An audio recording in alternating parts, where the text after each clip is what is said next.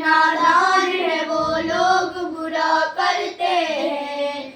हम तो दानाओं से ये कौल सुना करते हैं। पहले तुम काम करो बाद में आराम करो। पहले तुम काम करो बाद में आराम करो। दुख आराम में मिलता है बहुत काम के बाद। काम करने में मजा आता है आराम के बाद।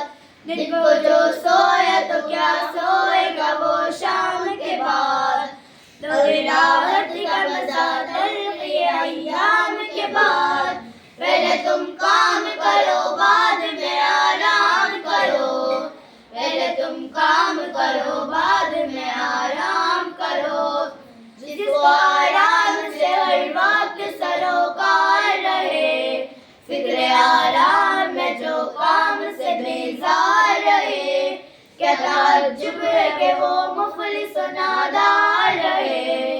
कई लोग हस्ता व दरमांदा व लाचार रहे। पहले तुम काम करो बाद में आराम करो।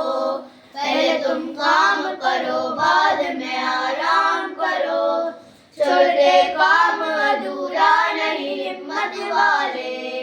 काम पूरा नहीं करते कभी राहत वाले।